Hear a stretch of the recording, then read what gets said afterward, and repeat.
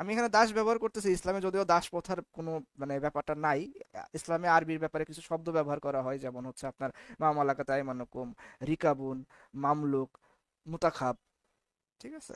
আ- এরকম অনেকগুলো শব্দ আছে যে শব্দগুলোর প্রতিশব্দ হিসেবে বাংলায় দাস ব্যবহার করা হইলেও আসলে এগুলার সরাসরি বাংলাতে দাস প্রথা, যে দাস বলতে যেটা বোঝানো হয় যে তার সাথে তার কোনো ধরনের অধিকার থাকবে না, তার কোনো ধরনের সে একটা সম্পত্তির মতো থাকবে, এরকম কোনো কিছু আসলে ইসলাম মিন করে না। ঠিক আছে। তো যেহেতু কোনো উপযুক্ত পর্যাপ্ত প্রতিশব্দ নাই, সেহেতু আমি দাসই ব্যবহার করতেছি। আশা করি দর্শকরা বুঝতে পারবে। ঠিক আছে। হাদিস অস্বীকার করার যে প্রচেষ্টা, যে যে উদ্দেশ্যে করুক না কেন, এই প্রচেষ্টা হলো দিন অস্বীকার করার প্রচেষ্টা। এখানে আমাদেরকে দেখতে হবে যে আসলে এখানে দাস প্রথা বলতে আসলে কি বোঝাতে মিন করা হয়েছে। ঠিক আছে। তো এখানে জাতিসংঘের সংজ্ঞা অনুসারে দাসপ্রথা হলো এমন একটি অবস্থা যেখানে একজন মানুষকে সম্পত্তির মতো মালিকানা দাবির ভিত্তিতে নিয়ন্ত্রণ করা হয়। তার শ্রম, স্বাধীনতা, শরীর, সিদ্ধান্ত সবকিছুই মালিকের অধীনে চলে। অর্থাৎ এই সংজ্ঞা মূলত ব্যক্তিগত মালিকানা ভিত্তিক মানুষকে সম্পত্তি বানিয়ে রাখার একটা ধারণা প্রকাশ করে। ঠিক আছে। এখন আমরা দেখবো যে ইসলামে দাসপ্রথা আসলে কি। ঠিক আছে।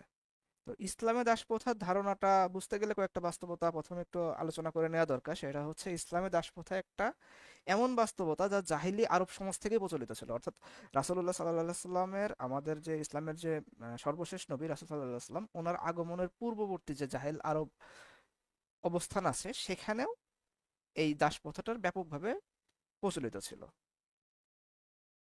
কিন্তু ইসলামে আসার পরে ইসলামে এখানে একটা পরিবর্তন আনা হয়েছে। সেটা হচ্ছে যাদেরকে তথাকথিত দাস বলা হচ্ছে তাদেরকে কেবল সম্পত্তি হিসেবে দেখানো হয় নাই, বরং এখানে কিছু শর্ত দিয়ে দেওয়া হয়েছে। যেমন ধরুন, দাসদের প্রতি সদাচরণ করা। শর্ত বলতে এটা কিন্তু কোনো প্রেসক্রাইব শর্ত না, এটা হচ্ছে একেবারে সরাসরি আপনাকে বাধ্যতামূলক একটা শর্ত। সেটা হচ্ছে দাসদের প্রতি সদাচরণ করা ফরজ হিসেবে নির্দিষ্ট করা হয়েছে।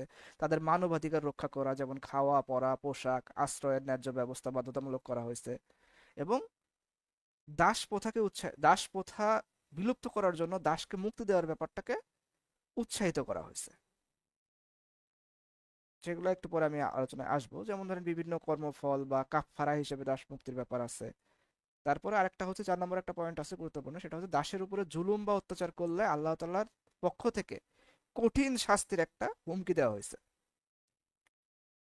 এখন তাহলে আমরা এখান থেকে আলোচনা থেকে যদি মূল পার্থক্যটা পাই, সেটা হচ্ছে জাতিসংঘের সংজ্ঞা অনুযায়ী মানুষকে মালিকানা বা সম্পত্তি হিসেবে দেখানো হয়, অন্যদিকে ইসলামে দাস একজন অধীনস্থ হিসেবে দেখায়। তাকে মানে পরিপূর্ণ একটা সম্পত্তি হিসেবে বিবেচনা করা হয় না, বরং তার মানবিক মর্যাদা ও অধিকারের সাথে কোনো একজন ব্যক্তির অধীনে থাকার ব্যাপারটা নিশ্চিত করা হয়। আর জাতিসংঘের সংজ্ঞার ক্ষেত্রে দেখানো হয়েছে মালিক সম্পূর্ণরূপে তার নিয়ন্ত্রণ থাকবে, তারা সে জাতির সাথে ইচ্ছামতো ব্যবহার করতে পারে। কিন্তু ইসলামে দাসদের প্রতি ন্যায় বিচার ও সদাচরণ বাধ্যতামূলক করা হয়েছে। তার প্রতি মানে যে কোনো ধরনের সীমা লঙ্ঘন করা নিষিদ্ধ। ইভেন তাকে সামান্য পরিমাণ কষ্ট দেওয়াও নিষিদ্ধ।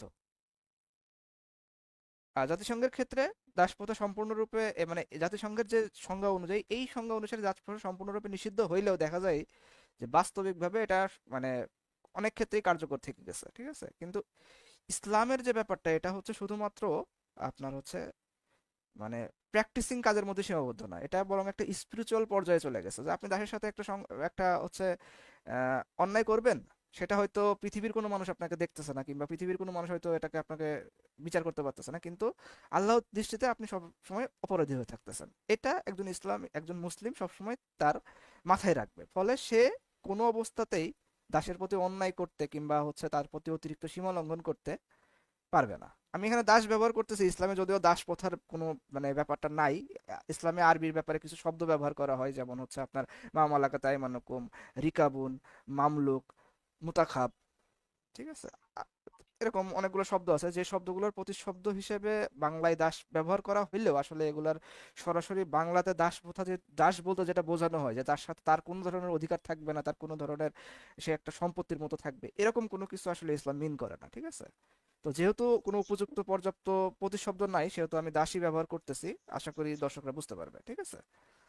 তাহলে এখানে আমি যেটা বললাম সেটা হচ্ছে সম্পত্তি ভিত্তিক মানুষকে দখল করার যে অবস্থা জাতিসংঘ বলে, এটা ইসলামের সাথে পুরোপুরি মেলে না। ঠিক আছে। কারণ এখানে সামাজিক আচ্ছা, আমি রাজনৈতিক দুঃখিত আচরণের সংকটও আছে। ভাই, যদি একটু সাউন্ডটা যদি একটু বাড়াতে পারতেন, মানে মুখের কাছে যদি আনতে পারতেন মাইক্রোফোনটা, একেবারে লো বাইরের থেকে সাউন্ডটা। জি। ভাই আপনি আমি তো ডিভাইসের ঠিক সাউন্ড শুনতেছি। বাড়ায় নেন, ঠিক আছে? এটা আপনার ডিভাইসের সমস্যা। যথেষ্ট পরিমাণ আছে শেষে ভাই, হ্যাঁ, যথেষ্ট পরিমাণ আওয়াজ আছে, আপনি বলতে চালা পারেন। যান। হ্যাঁ, শেষে ওই চালা যান, আপনি ভাই না, সুন্দর শোনা আলামিন যাচ্ছে। ভাই, আপনার এটা আপনার ডিভাইসের সমস্যা, আপনার, আপনি হ্যাঁ, আপনার ডিভাইসের সাউন্ডটা বাড়ায় নেন, ঠিক আছে? ডিভাইসটা ঠিক করেন। হ্যাঁ, হ্যাঁ, জি জি, ধন্যবাদ। শুরু করেন। আহ, ধ-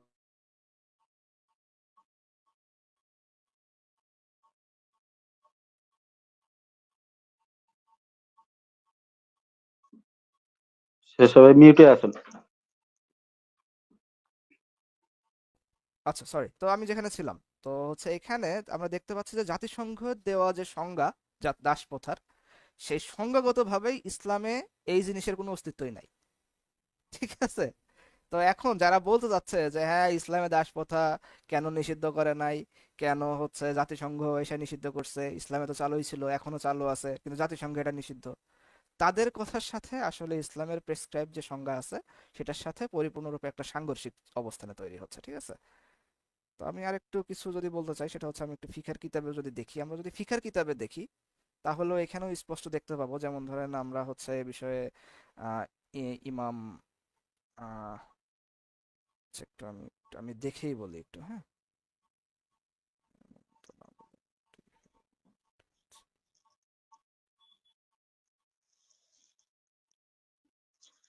হ্যাঁ, ইসলামিক ফিকে যদি আমরা দেখি তাহলে সেখানে আমরা দেখব যে হচ্ছে আহ, ইমাম ইবনু কুদাইমা রাহিমাহুল্লাহি তার মুগনি গ্রন্থে দাসপ্রথার যে একটা সংজ্ঞা দিয়েছেন, সেটা হচ্ছে এই পদ্ধতি হলো এমন একটি বিচারিক অক্ষমতা যা মানুষের উপর আরোপিত করা হয়, এর ফলে এর মূল কারণ মূলত অনেক ক্ষেত্রে কুফর থাকে, এবং এটি মালিকের অনুমতি ব্যতীত তার স্বাধীনভাবে লেনদেন এবং সিদ্ধান্ত গ্রহণ, শুধুমাত্র স্বাধীনভাবে লেনদেন এবং সিদ্ধান্ত গ্রহণকে নিষিদ্ধ করে দেয়।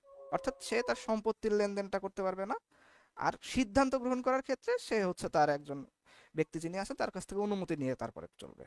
এটা হচ্ছে মানে দাসের দুইটা সীমাবদ্ধতা, এছাড়া আর কোনো ধরনের তার কোনো সীমাবদ্ধতা নাই, সে সাধারণ ৮-১০ জন মানুষের মতোই সে থাকতে পারবে। এটা হচ্ছে ইমাম কুদাইমা রাহিমাহুল্লাহির সংজ্ঞা অনুযায়ী, ঠিক আছে? আর সার্বিকভাবে যদি আমরা ইজমার দিকে তাকাই তাহলে দেখব যে ইসলামিক ফিকহ অনুসারে দাস বলতে যেটাকে বোঝানো হয় সেটা হচ্ছে এমন একজন ব্যক্তি যিনি হচ্ছে কোনো একজন ব্যক্তির অধীনে থাকা অবস্থাতে তার হচ্ছে ব্যাপারগুলো করে, এবং হচ্ছে তিনি প্রত্যেক শরীয়তের বৈধ ক্ষেত্রে ওই ব্যক্তির কাছে দায়বদ্ধ থাকে, এমন ভাবে যেমন ভাবে একজন সন্তান তার পিতার কাছে দায়বদ্ধ থাকে, ঠিক আছে? একজন দাস তার মনিবের কাছে যেভাবে দায়বদ্ধ থাকে ইসলামে, একজন সন্তানও তার পিতার কাছে ঠিক ওইভাবে দায়বদ্ধ থাকে, ঠিক আছে? তো এখানে এবং ইভেন এমন একটা অনেক হাদিসে আমরা দেখতে পাবো যেখানে আহ দাসকে গোলাম বলতে বলা হয়েছে। গোলাম শব্দের অর্থটা আবিধানিকভাবে সরাসরি কোরআনে সন্তান হিসেবে ব্যবহার করা হয়েছে। যেমন হচ্ছে হযরত লোকমান ইয়াহিয়া আলাইহিসসালামকে যখন তার পিতামাতার কাছে আহ, ভূমিষ্ঠ হবার সুসংবাদ দেওয়া হয়, তখন সেখানে শব্দ ব্যবহার করা হয়েছে লিটারালি গোলাম, অর্থাৎ সন্তান বোঝাতে যে শব্দটা ব্যবহার করা হয় দাসকেও ওই শব্দ দ্বারাই চিহ্নিত করা হয়েছে, ঠিক আছে? আর এখানে আরেকটা ব্যাপার আছে, সেটা হচ্ছে দাসীকে স্ত্রী হিসেবে গ্রহণ করার ক্ষেত্রে, সেটাকে আমরা একটু পরে আলোচনা করবো ওটা নিয়ে ইনশাল্লাহ আলোচনা প্রসঙ্গে। তো মোটামুটি এই হচ্ছে আমার প্রাথমিক আলোচনা। আমি দেখতে